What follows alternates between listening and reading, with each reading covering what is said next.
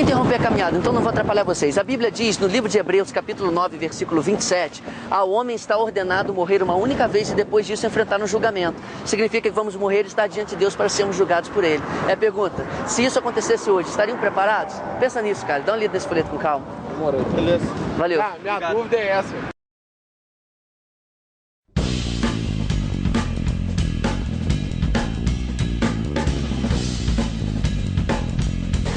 Evangelizar é realmente difícil?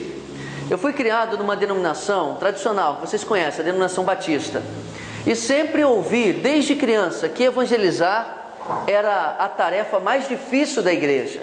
E com o passar do tempo, eu comecei a perceber que o fato de dizermos sempre que evangelizar é difícil, era mais uma desculpa por causa da nossa inércia, por causa da nossa omissão, do que propriamente uma verdade. Evangelizar não deveria ser difícil para um cristão, porque Jesus, Ele nos deu tudo o que precisamos para evangelizar. Ele disse, recebereis a virtude do Espírito Santo que há de vir sobre vós, e ser-me-eis testemunhas. Quando Cristo idealizou que a igreja dele fosse testemunha dele no mundo, Ele não deixou essa igreja sozinha. Ele deu tudo que a igreja precisava, a virtude, o poder do Espírito Santo. Então evangelizar não pode ser difícil. Evangelizar é aquilo que deveria ser mais natural para um cristão fazer. Por alguns minutinhos só, mais ou menos uns 5. Sim. Pode ser? Você já ouviu falar da Bíblia? A Bíblia diz no livro de Hebreus, capítulo 9, versículo 27, ao homem está ordenado morrer uma única vez e depois disso enfrentar um julgamento. Significa que vamos morrer e estar diante de Deus para sermos julgados por Ele. A pergunta que eu faço para você, espero que você responda com sinceridade. Mas se você morresse hoje, você estaria preparado para ser julgado por Deus? Acha que não? Por que não? Tem umas coisas erradas, né? Coisas erradas que faz? Vamos tentar exemplificar isso bem? Quantos anos você tem? 22. 22. Em 22 anos, quantas mentiras você já contou? Nem sonho. Muitas, né? Uma pessoa que mente é chamada de quê? Mentiroso. Você já alguma vez falou o nome de Deus em vão, sem que seja com a intenção de louvá-lo, de adorá-lo? Tipo assim, 45 do segundo tempo, cruzamento na área, você fala, ai meu Deus, na hora não foi para louvar a Deus, entendeu? Já fez isso alguma vez? Já desobedeceu seu pai e sua mãe alguma vez? Já. A palavra de Deus diz o seguinte, não adulterarás. Adultério é estar com a mulher do próximo. Mas Jesus falou que se no nosso coração já olhássemos para uma outra mulher e a desejássemos, estaríamos cometendo adultério dentro do coração. Já fez isso? Ou no coração, ou até mesmo em atitude? Já fez? Então imagina você com todos esses pecados, e olha que eu falei apenas 4 dos 10 mandamentos, estando diante de Deus para ser julgado por Ele. Você acha que Deus ia te considerar culpado ou inocente? Culpado, né? Culpado. Você acha que Deus ia te mandar para o céu ou para o inferno? Ah, direto. Direto para o inferno. Isso não te preocupa? É verdade. Te preocupa? Sim. Já ouviu falar o que é o inferno, não é? Como será o inferno? O inferno não será um lugar nada bom. Nada bom, né? Jesus mesmo falou que é um lugar de choro e ranger de dentes. É um lugar de muito sofrimento e eu espero que você não vá para lá. E Deus também não quer isso. Por isso Ele tomou um ato de amor, uma atitude de amor por você para que você não fosse condenado ao inferno. Você sabe o que Deus fez por você para que você fosse salvo? Você sabe o que Ele fez por você? Não. Nem imagina? Já ouviu falar sobre Jesus, não é? Você sabe o que Jesus fez? Jesus morreu na cruz para perdoar o seu pecado, para pagar a penalidade do seu pecado, para pagar pelos pecados que você cometeu. É como se você tivesse cometido crimes contra Deus, que são os pecados, e Jesus pagou a fiança no seu lugar. E o que Ele espera que você faça é que você se arrependa e que confie somente nele. Jesus morreu na cruz num lugar que era seu. A Bíblia diz, o salário do pecado é a morte, ou seja, a recompensa do pecado é a morte. Mas o dom gratuito de Deus é a vida eterna em Cristo Jesus, nosso Senhor. É um presente que Deus oferece a você. Um presente, ele pode ser aceito ou rejeitado. Assim como esse folheto que eu quero te deixar agora. Você pode aceitar ou rejeitar. Você pode rejeitar o presente dizendo, Deus, eu sou uma pessoa boa e mereço ir para o céu pelo meu comportamento. Mas nós já provamos que você não merece o céu. Eu também não mereço, porque eu também sou pecador. Sim. Você pode aceitar o presente da salvação convidando Jesus para ser o seu Salvador e o seu Senhor. Você se arrependendo do seu pecado e confiando somente nele. Entendeu isso? Posso fazer uma oração por você agora? Senhor, muito obrigado pela vida desse jovem que parou para ouvir a Tua palavra, Senhor. Eu te peço que no seu coração ele possa compreender tudo isso que está sendo falado, que ele possa entender que ele é pecador e precisa de salvação, que ele possa então se arrepender e confiar somente em Jesus. Eu te peço no nome dele. Amém. Deus abençoe você. E muito obrigado, tá?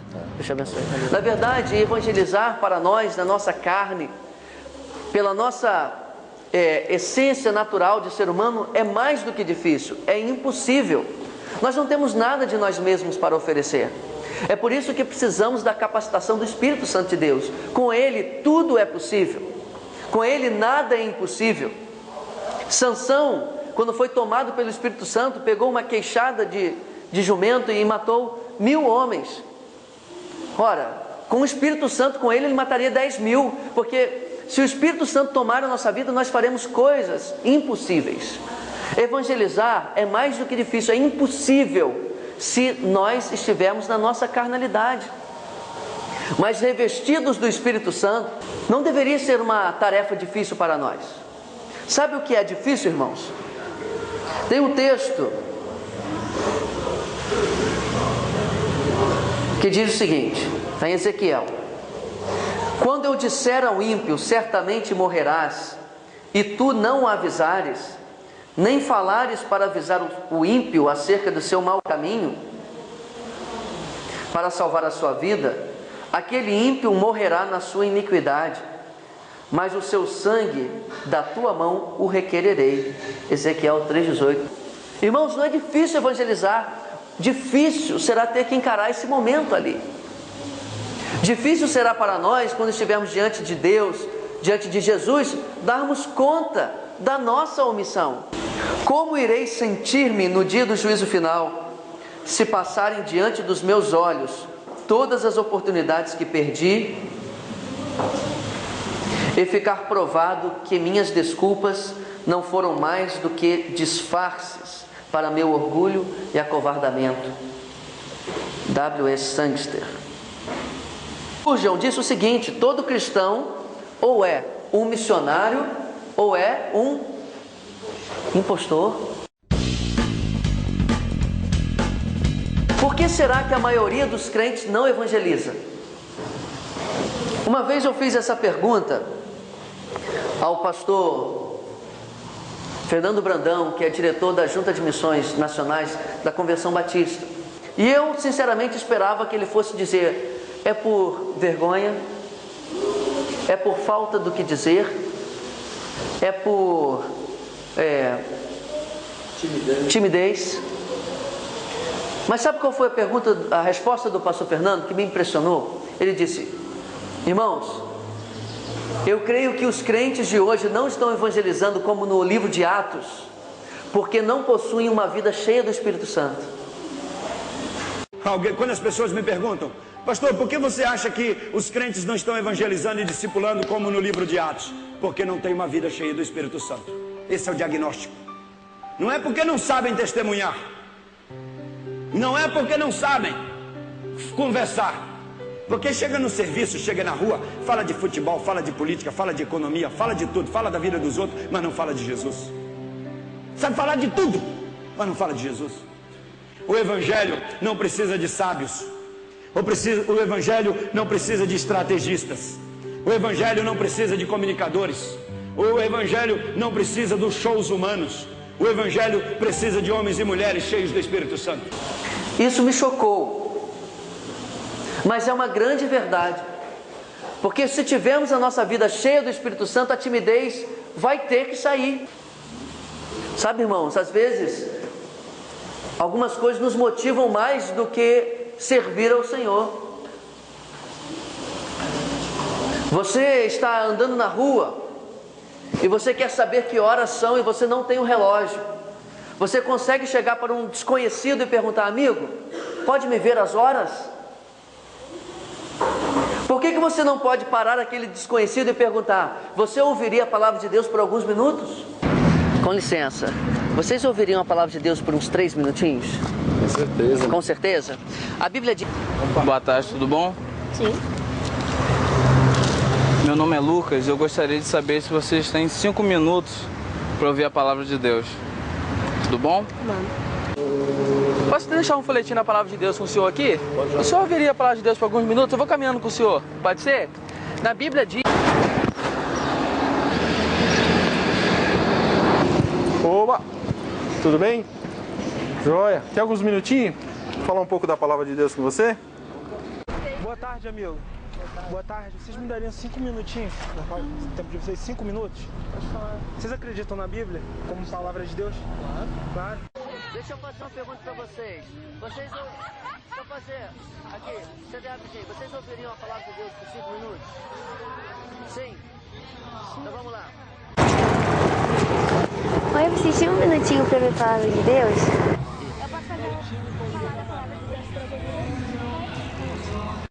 Enquanto vocês estão na fila dos churros, eu posso deixar um folheto da palavra de Deus? Me permitem fazer apenas uma pergunta? Vai durar mais ou menos 30 segundos. A pergunta está baseada no livro de Hebreus, capítulo 9, versículo 27, que diz assim: ao homem está ordenado morrer uma única vez e depois disso enfrentar um julgamento. E a pergunta que eu faço para vocês, é para vocês meditarem, se esse julgamento acontecesse hoje, se vocês morressem hoje, obviamente não desejo isso para ninguém, mas estamos sujeitos à morte todo dia, não é mesmo? Se vocês morressem hoje, estariam preparados para serem julgados por Deus? Pergunta difícil de responder, não é? Só ele que sabe. Só ele que sabe, mas vou fazer aqui um teste rápido. Você, quantos anos você tem? 19. Em 19 anos, quantas mentiras você já contou? Impossível. Tá, fala aí, pode falar. Muitas, né? 2, 3. Uma pessoa que mente é chamada de quê? Mentiroso, né? Mentiroso. Eu não vou tomar muito tempo de vocês, mas imagina, como Deus pode permitir que um mentiroso entre no céu se o céu é um lugar de perfeição, um lugar de santidade, se ele é perfeito? Como poderia deixar? Ele é um Deus misericordioso e perdoador. Isso, ele é perdoador. Mas imagina o seguinte, o perdão de Deus somente, ele não é suficiente para que a justiça dele fosse satisfeita. Imagine você num tribunal e alguém que cometeu um assassinato. E o juiz fala, o que você tem a dizer em sua defesa? Aí ele diz, senhor juiz, o senhor é um juiz muito bom, acho que o senhor vai me perdoar. Eu estou arrependido, o senhor vai me perdoar. Você acha que um juiz justo perdoaria simplesmente? Não. Era necessário que o preço fosse pago. E vocês sabem o que Deus fez por vocês, para que ao mesmo tempo Ele pudesse perdoar vocês e o preço fosse pago? Você sabe o que Deus fez? Mandou seu Filho Jesus. Então Ele é misericordioso a ponto de ter enviado seu Filho, o único Filho, para morrer na cruz no lugar do injusto, que somos nós, dos pecadores que somos nós. A Bíblia diz, Deus tanto amou o mundo, porque Deus tanto amou o mundo, que deu o seu único Filho, para que todo aquele que nele crer não pereça, mas tenha vida eterna. Então o que precisamos fazer? Nos arrepender do nosso pecado, perceber que diante de Deus, pelo nosso comportamento, não merecíamos o céu, merecíamos a condenação, porque todos somos pecadores, não é mesmo? Mas reconhecer que Cristo é o nosso Senhor e o nosso Salvador. Podemos ser salvos não porque merecemos, mas pelo grande ato de amor e de misericórdia que Ele teve por nós. Que vocês possam então se arrepender e confiar somente em Jesus. Muito obrigado, tá? Deus abençoe vocês. Nós somos da Igreja Batista, né? Nós somos da Igreja Batista aqui na Vila Nova. Você está dando testemunho da palavra de Amém. Deus. Obrigado. Nós também somos testemunhas de Jeová e fazemos esse mesmo trabalho. Sim. Então que Deus abençoe vocês, tá bom? Amém. Para a glória dele. Tá. Qual é o assunto que devemos falar? Irmãos, Evangelho do Senhor Jesus. Alguém sabe explicar o que é? Olha, nós estamos vivendo um tempo em que Evangelho virou um monte de coisa, menos o que é. Evangelho é a graça de Deus revelada na cruz de Cristo. O Evangelho é o pecador precisa se arrepender e crer em Jesus como o único e suficiente Salvador, ou então ele estará condenado eternamente ao inferno. Isto é o Evangelho. O Evangelho é simples. O Evangelho é Jesus e Ele crucificado. E às vezes nós somos levados a lidar com os pecadores e conversar sobre vários assuntos que fazem parte da nossa cultura evangélica, mas que não são o Evangelho. Nós chegamos para um ímpio no nosso trabalho e conversamos sobre dízimo, por exemplo. Não tem nada contra o dízimo, eu sou dizimista. Mas para um ímpio, dízimo não faz sentido nenhum. E conversar com ele sobre dízimo não é falar do Evangelho. Você liga um programa sábado de manhã, programa de 1 hora. Ele fala tudo, menos Cristo crucificado. E no final ainda te pede ajuda financeira para que ele continue evangelizando. Irmãos, ele não está evangelizando. Ele está dizendo o que é ser evangélico, o que é fazer parte da igreja dele. Mas evangelho é falar sobre Jesus e Jesus crucificado. Isso é o evangelho. Isso era que os discípulos e apóstolos pregavam. Nós temos que entender que o assunto do evangelismo pessoal tem que ser o evangelho. E a boa nova, ou as boas novas, são Jesus Cristo ter vindo ao mundo e morrido naquela cruz em nosso lugar. Com vocês um folheto a respeito da palavra de Deus? Pode. Posso? Pode. E vocês ouviriam sobre a palavra de Deus mais ou menos uns 5 minutinhos? 5 minutos, Não, cara. pode falar sim. Posso falar? Pode, com certeza. O que eu estou dizendo para vocês é que, segundo os padrões de Deus, vocês já transgrediram vários mandamentos, concordam? Se Deus fosse julgar vocês baseado nas leis dele, você acha que Deus ia considerar vocês culpados ou inocentes? Culpado. Culpado. Você acha que Deus ia te mandar para o céu ou para o inferno hoje? Inferno. Não existe inferno, não. Não existe inferno? De onde você tirou isso? É um palpite? É um palpite? É uma especulação? Você não acha que é perigoso? Eu sei. Presta atenção numa coisa. Peraí, ele vai me mandar, tipo assim, É o quê? Sei. É o que então? Ele vai me mandar direto. É o que é? Calma aí. Eu vou responder os dois. É o que a Bíblia diz, certo? É o que a Bíblia diz. A Bíblia diz que tem 2 caminhos. Amigo, olha só.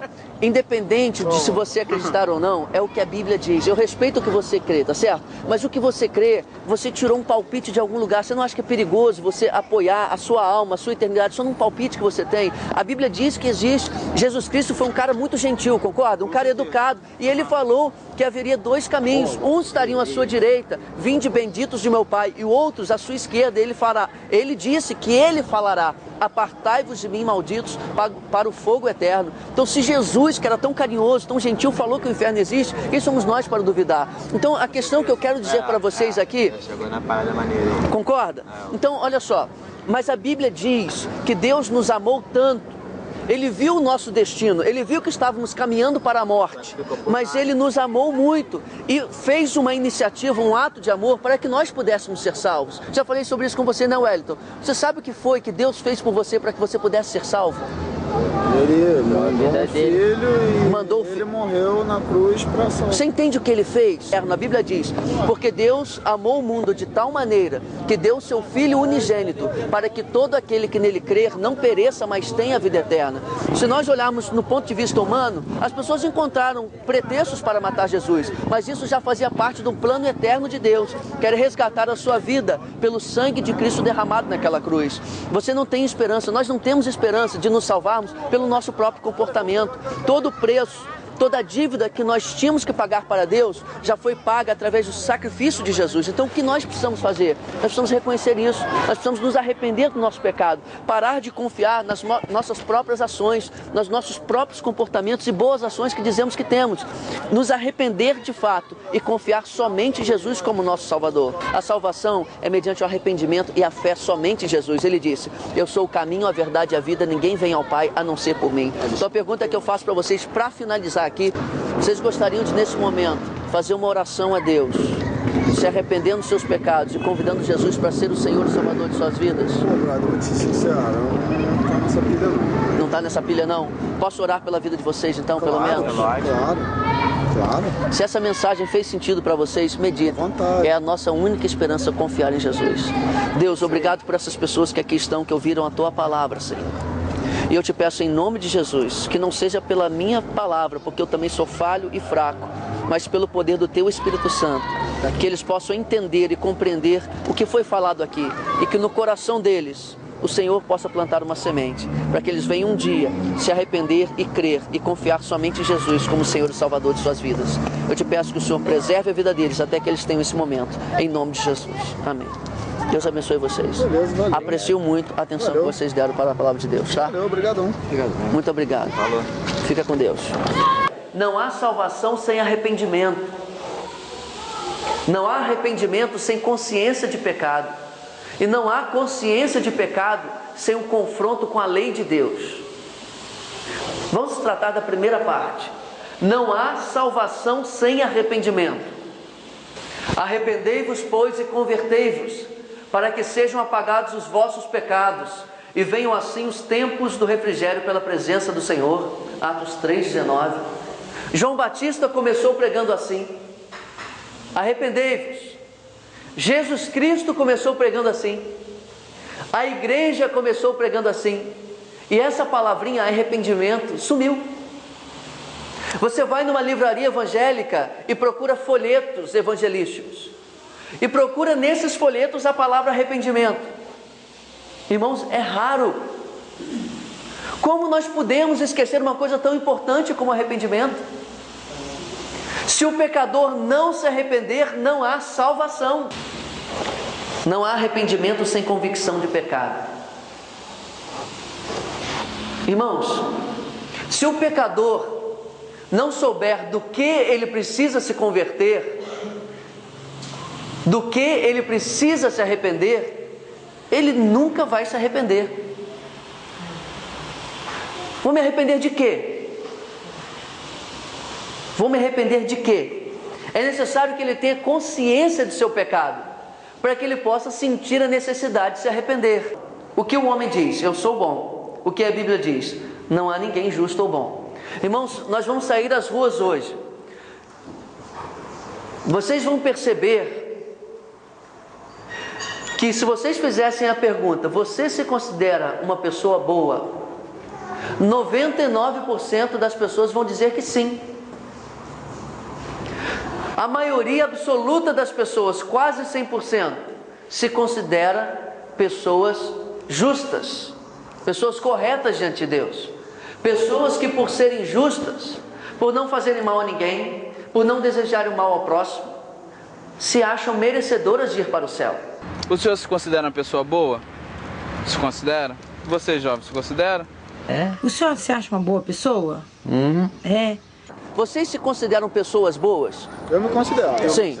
Vocês se consideram uma pessoa boa? O que eu faço, me considero. Considero? Para o senhor, o que é uma pessoa boa? Eu ajudo, trato bem minha família. Procura tratar bem os outros, as famílias. Deixa eu falar uma coisa. Eu percebo que você é uma pessoa boa, tanto é que você está me escutando sem nem sequer me conhecer. Isso demonstra uma bondade sua. Só que é o seguinte, não importa muito o que a gente acha que é bom, e sim o que Deus acha que é bom, não é verdade? Porque quem vai nos julgar é Deus. Vou deixar um folheto com vocês, da Palavra de Deus. Vocês ouviriam a Palavra de Deus por 3 minutos? Pressa para a Palavra de Deus? Vai ser bem rápido. A Palavra de Deus diz no livro de Hebreus, capítulo 9, versículo 27, que ao homem está ordenado morrer uma única vez e após isso enfrentar um julgamento. Vocês estariam preparados para esse julgamento se acontecesse hoje com vocês? Estaria? Por que você acha que estaria? Acho que não. Acha que não? Mas existe uma grande contradição com o que a Bíblia diz. A Bíblia diz, no Salmos 14, não há um justo, nenhum sequer, não há ninguém que faça o bem, não há ninguém que busque a Deus.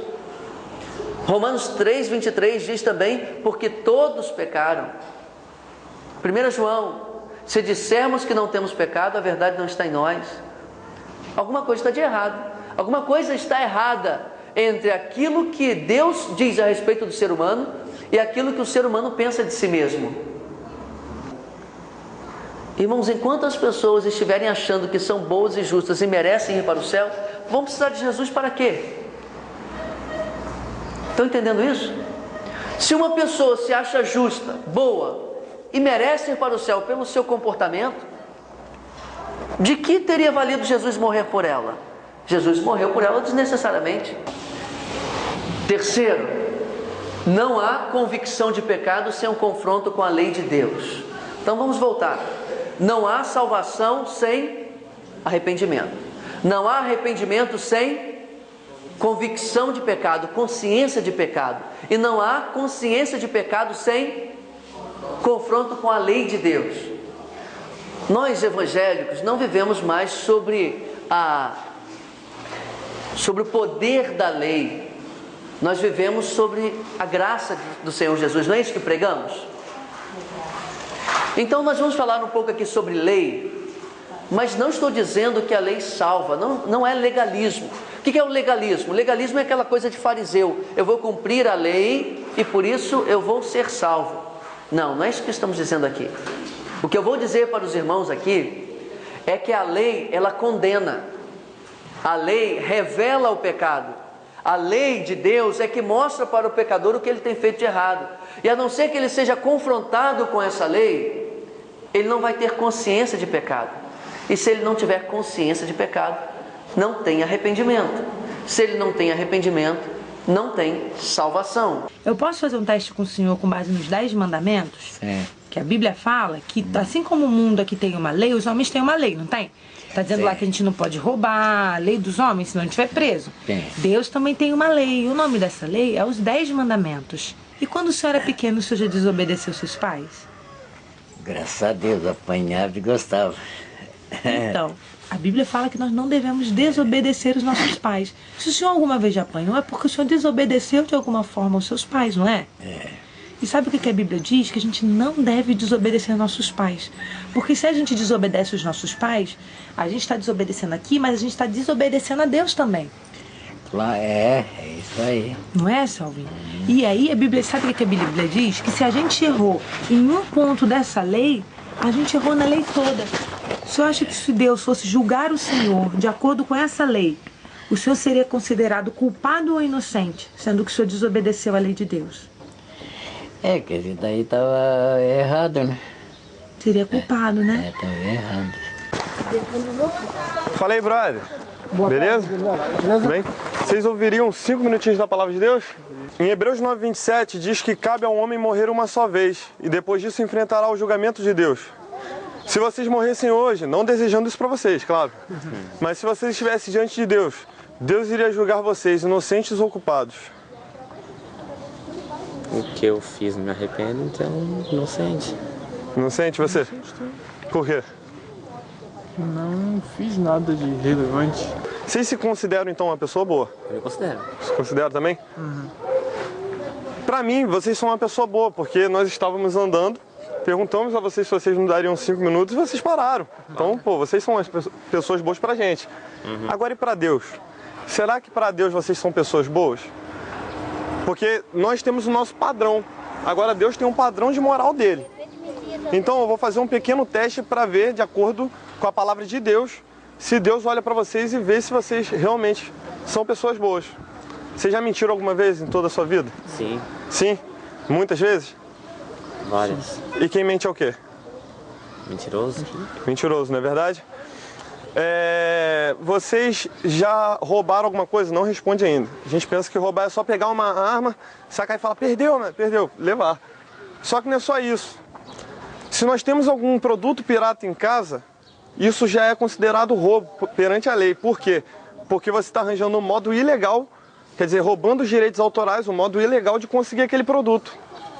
Ou então você pegou alguma coisa emprestada e esqueceu de devolver, está na tua casa até hoje, e vocês têm ou já fizeram alguma coisa assim? Tudo bem. Então quem rouba é o quê? Ladrão. Ladrão, tudo bem. Vocês sabem o que significa adultério? O que é adultério? Casar com uma Não, pessoa é trair, traição. Traição. Beleza. Esposa. Agora, Jesus ele aperfeiçoou esse mandamento. Ele falou em Mateus 5:28 que se você olhar para uma mulher com desejo impuro no seu coração, você já cometeu adultério. Se você desejar aquela mulher no teu coração, você já é adúltero para Deus. E então, vocês já fizeram isso? Claro. Já, não já? Eu falei 3 dos 10 mandamentos. Vocês acabaram de me falar que são mentirosos, que são ladrões e adúlteros perante Deus. Vocês acham que isso são características de uma pessoa boa? Não, não é verdade? Então, se vocês estivessem perante Deus agora, e Deus julgasse vocês através do mandamento dele, da lei dele, vocês iriam ser julgados inocentes ou culpados? Céu ou inferno? Culpados, não é verdade? Culpado vai para o inferno.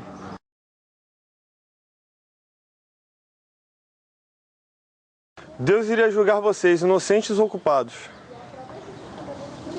O que eu fiz não me arrependo, então inocente. Inocente você? Por quê?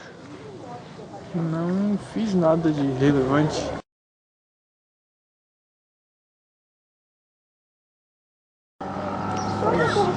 Culpado, não é verdade? Culpado vai para o inferno. É a lei que mostra para nós que nós somos culpados. E é a lei que vai mostrar para o pecador perdido que ele está realmente perdido diante de Deus. Ele acha que ele está muito bem. Ele acha que ele está bem com Deus e que por isso merece ir para o céu. O que vai fazer com que ele pense o contrário? O que vai fazer com que ele perceba que ele não está tão bem com Deus assim? É ser confrontado com a lei de Deus. Deus, você se considera uma pessoa boa? Considera? Existem leis no nosso país, né? Em todos os lugares do mundo existem leis. Assim também não é diferente com Deus. Deus também estabeleceu a sua lei, né? Os seus mandamentos. E os 10 mandamentos, eles estipulam para a humanidade o padrão de justiça de Deus. Marcelo, você já contou alguma mentira na sua vida? Já. Você já sentiu raiva de alguém? Já. Já se irou contra alguém? Olha, existe um mandamento de Deus que diz: não matarás. Se eu perguntar para você se você já matou alguém, você vai falar, talvez eu fale, não, né? Mas o Senhor Jesus, lá no Sermão do Monte, lá em Mateus capítulo 5, ele diz que se a gente se irá contra o nosso próximo, em nosso coração nós já cometemos um assassinato, já o matamos na intenção do nosso coração. Então, nesse sentido, se a gente já se irou contra alguém, nós também, diante de Deus, já somos assassinos. Você já desobedeceu seus pais alguma vez? Já, né? Nós transgredimos os mandamentos de Deus. Então, baseado nisso, agora eu volto a você a pergunta lá no julgamento. Se você estivesse diante do tribunal de Deus hoje e fosse julgado pelos mandamentos, julgado com base nos 10 mandamentos, pelo rigor da lei de Deus, você acha que você seria inocente ou culpado hoje diante do julgamento de Deus? Culpado, né? E a palavra de Deus diz que o Espírito volta a Deus. Nós somos eternos. Nosso Espírito é eterno. Em algum lugar nós vamos passar a eternidade. E só existe 2 lugares. Ou no céu com Deus, ou no inferno. Sendo condenado, para onde você iria? Para o inferno, né? Isso não te preocupa, Marcelo? Pouco. Né? Talvez você nunca tivesse parado para pensar nisso, né? Seja efetivo, pregue 90% lei e 10% graça. John Wesley. Pregue 90% lei, por quê? Porque as pessoas são 90% orgulhosas.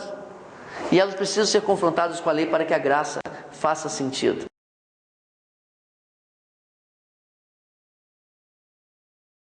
Vamos exemplificar isso. Alguém que veio de carro, eu chego para o irmão Cláudio e digo assim: irmão Cláudio, a sua multa eu paguei no seu lugar. O irmão Cláudio vai pensar: olha, conheci esse rapaz hoje, ele deve ser meio maluco, está pagando uma multa em meu favor, ele nem me conhece direito. Segundo, ele está me ofendendo, porque ele está insinuando que eu infringi uma lei, eu cometi uma infração de trânsito, quando eu penso que eu não cometi. Aí eu vou chegar para o irmão Cláudio e falar de uma outra forma: irmão Cláudio, quando o irmão estava vindo para cá, tinha um congresso de crianças cegas numa escola. E em frente àquela escola tinha várias placas dizendo: olha, devagar, 40 quilômetros. Placas móveis que não estão sempre ali. E tinha um policial com um radar. O irmão, acostumado a passar ali a 60, não percebeu que naquele dia havia aquela placa.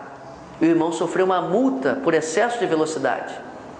E se nós formos lá, o irmão vai perceber que aquela placa ainda está lá. Mas não se preocupe, eu já paguei essa multa em seu lugar. Aí, essa notícia de que eu paguei a multa não vai ser mais loucura, nem vai ser uma ofensa. Sabe, as pessoas acham que podem ir para o céu porque são boas, tornando o sacrifício de Cristo desnecessário. E será ainda uma ofensa, porque você vai estar insinuando para ele, para o pecador, que ele é pecador quando ele acha que ele não é. Sabe, irmãos, existe uma diferença das pessoas reconhecerem que são pecadoras e perceberem que estão culpadas diante de Deus. Você pergunta: você se considera pecador? Sim, claro, quem não é? Ou seja, as pessoas se sentem confortáveis pelo fato de que todas as outras também são pecadoras. Então eu não sou pecador como aquele garoto que entrou na escola e matou 12. Eu não sou pecador como ele, então lá no céu vai ter lugarzinho para mim. Quando nós expomos para aquela pessoa a lei de Deus e mostrar, olha, você já furtou alguma coisa de alguém? Você já desobedeceu seus pais? Você alguma vez já se irou contra alguém? Você alguma vez já usou o nome de Deus em vão? Ela, já. Se Deus fosse te julgar hoje baseado nesses mandamentos, nessas leis, você seria considerado culpado ou inocente? Aí a pessoa baixa sua cabeça e diz, culpado. Culpado, você acha que Deus ia mandar você para o céu ou para o inferno? A voz engasga, ela diz, para o inferno. Se Deus fosse julgar vocês hoje, vocês acham que Deus ia considerar vocês culpados ou inocentes diante dos 10 mandamentos? Culpados, você acha que Deus ia mandar você para o céu ou para o inferno? Se Deus julgasse a senhora hoje, baseado nesse padrão moral dele que eu apresentei para a senhora aqui agora, a senhora seria culpada ou inocente? Culpada? Culpada, não é? Sim. A senhora sabe, de acordo com a Bíblia, para onde que os culpados vão? Dá mais inferior. Você estaria preparado para o juízo de Deus hoje? Eu acho que sim. Acha que sim? Só nesses mandamentos aqui, nós já vimos o quê? Que nós somos mentirosos, ladrões, desobedientes aos pais. E se a gente for ver aqui mais alguns mandamentos, talvez nós vamos cair em todos. Verdade. E aí eu volto lá no julgamento. Se você estivesse diante do trono de Deus para ser julgado hoje pelos 10 mandamentos, pelo rigor da lei de Deus, vocês seriam inocentes ou culpados? Iriam para o céu ou para o inferno? Mudou, né? Seria culpado, porque... Culpado, né?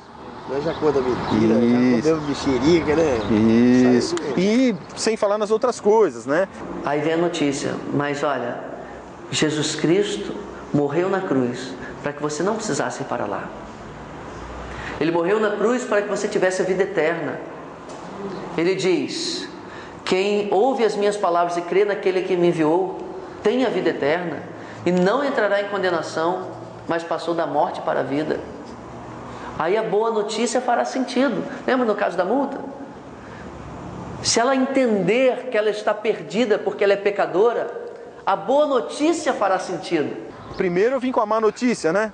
Agora a boa notícia é que alguém já pagou o preço no nosso lugar. Essa pessoa é Jesus Cristo. Mas você sabe o que Deus fez por vocês para que vocês fossem salvos? Ou seja, para que vocês não fossem para o inferno? Deu a chance de se arrepender dos pecados. Mas ele tomou um gesto, ele fez um gesto de amor por você. O que foi isso? Não sei dizer. Não sabe dizer. Já ouviu falar sobre Jesus, não já? Já ouviu falar que ele morreu na cruz? E foi exatamente isso. A Bíblia diz que ele levou sobre si, sobre os seus ombros, a nossa iniquidade. O castigo que nos traz a paz, a reconciliação com Deus estava sobre ele. Então é mais ou menos assim. Nós cometemos crimes contra Deus, que foram os nossos pecados, e Jesus pagou a fiança no nosso lugar. Então o que ele espera que vocês façam é que vocês se arrependam e confiem nele como seu Salvador e Senhor. Ele não ficou morto, ele ressuscitou e hoje reina soberano. E ele espera que vocês se arrependam e confiem somente nele. Entende onde que temos falhado no nosso evangelismo, pastor? Entendem, irmãos? Nós temos apresentado somente a graça, somente a boa notícia, quando as pessoas estão achando que estão bem. Para que a boa notícia faça sentido como boa notícia, as pessoas precisam entender a má notícia. Qual é a má notícia? Todos estão perdidos, desgarrados como ovelhas sem pastor.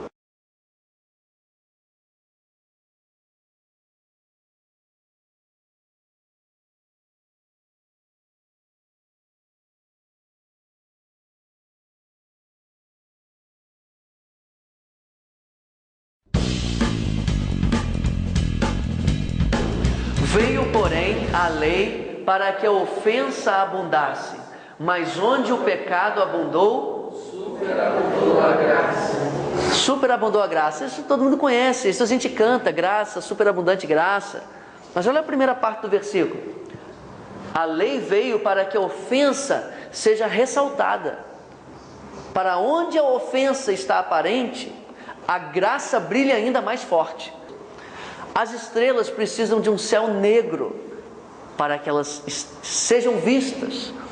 Assim também a graça de Jesus, para que ela brilhe, é necessário a escuridão do pecado, o pano de fundo do pecado, para que a graça faça sentido.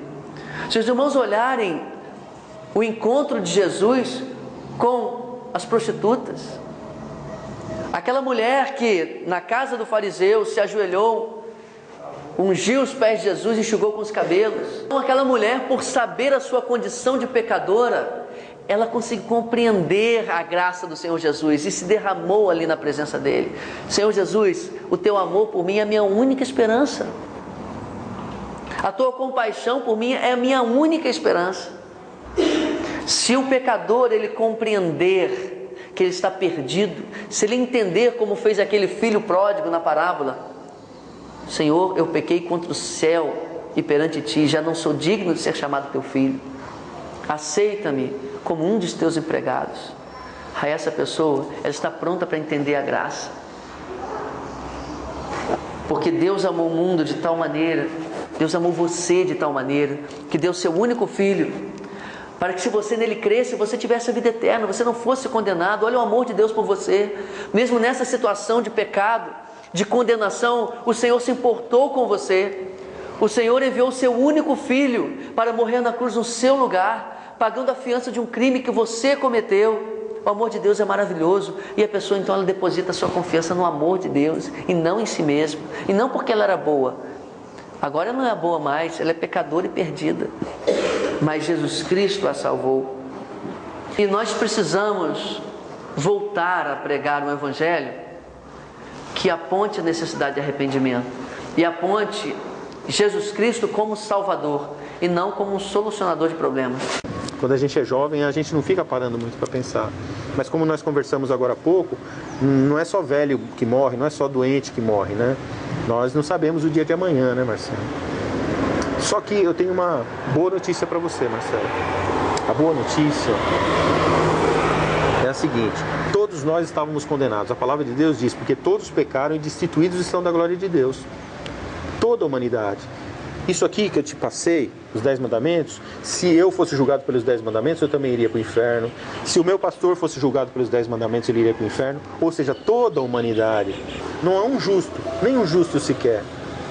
Então, nós, a humanidade está sob a ira de Deus. A boa notícia que eu tenho para você, Marcelo, é que alguém um dia já pagou a nossa dívida, pagou no nosso lugar, no meu e no seu lugar. Essa pessoa é Jesus Cristo. A boa notícia é que um dia o Senhor Jesus, sendo Deus, se fez carne, habitou entre nós e sem nunca ter cometido nenhum pecado, Ele foi à cruz do Calvário para pagar no meu lugar, no seu lugar e no lugar de toda a humanidade, para que hoje nós fôssemos salvos pela fé em Jesus Cristo, através do nosso arrependimento.